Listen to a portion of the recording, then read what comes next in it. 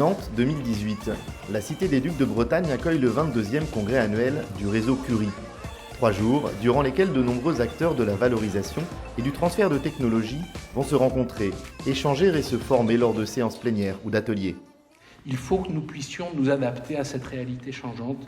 C'est pourquoi je suis heureux de vous accueillir aujourd'hui pour ensemble réfléchir sur ces enjeux. Partenaires du congrès, les universités de Nantes et de Bretagne-Loire, représentées par Olivier Labou, profitent de l'occasion pour dévoiler leur savoir-faire dans le domaine de la recherche publique. Il n'y a pas une valorisation, il y a des valorisations.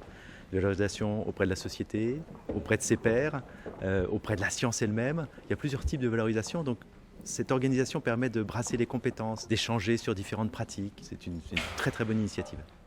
Après les interventions des représentants de la CCI Nantes-Saint-Nazaire, de Nantes Métropole et du Conseil régional des Pays de la Loire, les 580 participants rentrent dans le vif du sujet, avec la première plénière consacrée au thème du congrès « Le monde change et vous ».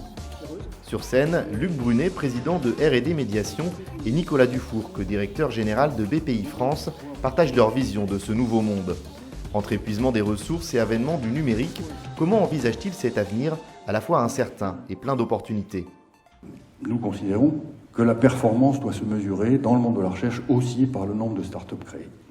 Je vous remercie. Nicolas Dufourcq. C'est au tour de Rémi Larousse, mentaliste au bureau, de porter un autre regard sur la capacité de changer et d'innover. Alors on va explorer ce lien entre l'art du mentalisme et l'innovation et le changement, mais on va le faire de manière un peu particulière à travers des expériences.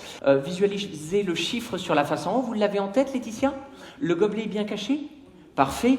J'ouvre les yeux, regardez-moi dans les yeux Laetitia. 1, 2, 3, 4, 5, 6, 1, 2, oh c'est le 2 n'est-ce pas ? C'est le chiffre 2 ? Oh bravo Laetitia, non on peut l'applaudir, ça marche, mais...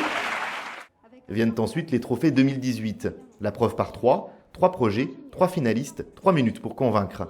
Le projet gagnant est le projet numéro 1, Alexandre Boulet. À l'issue d'un vote des congressistes, c'est Alexandre Boulet qui remporte le précieux prix pour le projet Batiprint 3D. En 2 phrases, une maison imprimée en 3D. Concrètement, ça ne s'est jamais fait. Ça donne une visibilité en plus dans une communauté différente qui est la communauté de la valorisation. C'est aussi pour leur montrer que peut-être que les projets sont très ambitieux des fois, mais qu'avec un peu de passion et en s'entourant des bons partenaires, on peut faire des choses extraordinaires. Le retour de la Deep Tech est à l'honneur dans la seconde plénière de la journée. Sur scène, pour en parler, Pierre-Emmanuel Mazaré, ingénieur de recherche Facebook, avec une intervention centrée sur l'intelligence artificielle et les révolutions économiques qu'elle engendre.